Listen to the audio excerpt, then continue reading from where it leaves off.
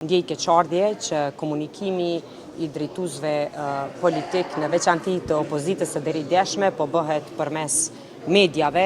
Mos konstituimi i kuvendit është breng për mërgjimtarët, është breng për shtetarët e Republikës, është breng shumë e madhe për bizneset e për sigurinë e investimeve në Kosovë.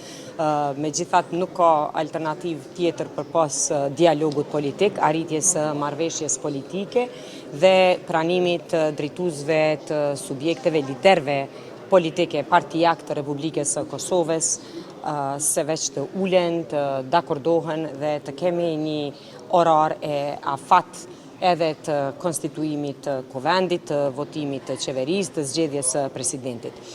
Sinqerisht, ju them të drejtën, ndjej keqardhje që komunikimi i drejtuesve politik në veçanti të opozitës së derideshme po bëhet përmes mediave e jo përmes pranimit të pjesëmarrjes së prezencës në takim.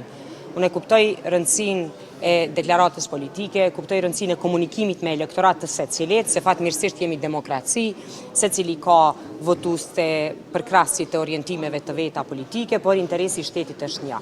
Kosova ka nevojë për kuvend të konstituar, për qeveri të votuar, për presidente që është në zyre me mandat të plotë. Dhe kjo situatë nuk i shkon përshtatje askujt, por gjithashtu edhe prej kësaj situate nuk mund të dilet e të ketë zgjidhje pa dialog politik. Është me të vërtetë pa kuptim të mos pajtimi ose mos pranimi i ftesës për të qenë në takim me kryetarin e lëvizjes vetëvendosje, kryeministrin e detyrës zotëri Albin Kurti. Nuk ka arsye tim, nuk mundet asnjë argument i cili qoftë me vendimin mos me qenë në qeveri ose me qenë në opozitë, apo me vendimin se nuk po ka besim të ndërqjell.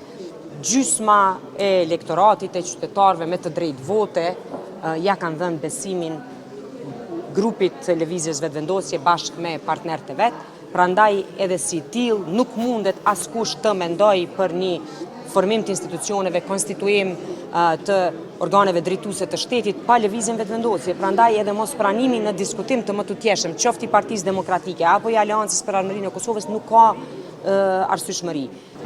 Është shkelje mos thirrja e seancave çdo 48 orë?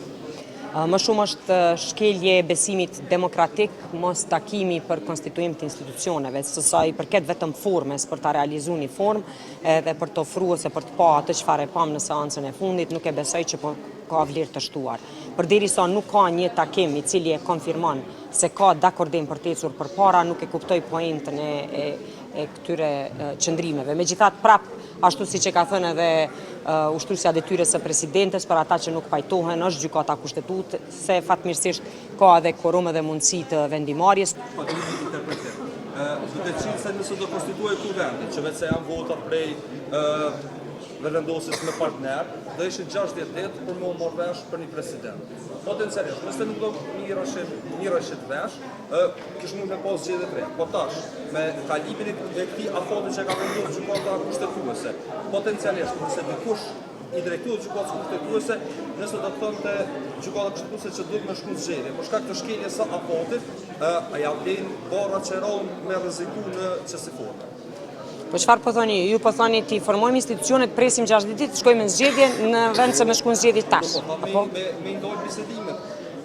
Do të ishte ndoshta pak më e vështirë të konstituu kuvendi edhe tash të miliona dhe 60 ditë për më marrë vesh për presidentin, mos më rreziku që shkeljen e afatit.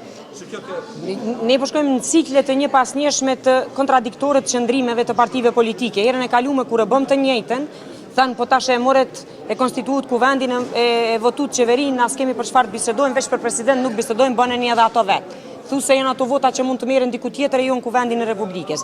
Tash po ju themi, që ku është kuvendi i Republikës, që ku janë deputetët e kuvendit të betuar, të dakordohemi për të votuar kryesinë e kuvendit me kryetar prej partive që ju është ofruar, tash është ofruar edhe Partisë Demokratike, u ofru edhe në diskutim me Lidhjen Demokratike të Kosovës, u ftu disa herë edhe Aleanca që të jetë pjesë e bisedimeve, tam po thonë jo, njëra thotë unë do të jem në opozitë, tjetra thotë nuk po ndalin boll çka po më jep, ai tjetri po thotë nuk po besoj fare. Përbes këto janë interpretime të cilat nuk do duhemi ja leju vetit partitë politike të cilat marrin mandat për mi shërbyer vendit e qytetarëve. Ajo është një aksion politik që deputetja Kadria e kanë ndjerë se mund sjell një formë ose mund të përçoj një mesazh edhe pse në bazë të komunikimeve dhe sharjeve që ajo i bënte nuk e di se cili është mesazhi në fakt që ajo ka dashur me drejtu, nuk më duket se ka shtu vlerë në demokracinë e Republikës.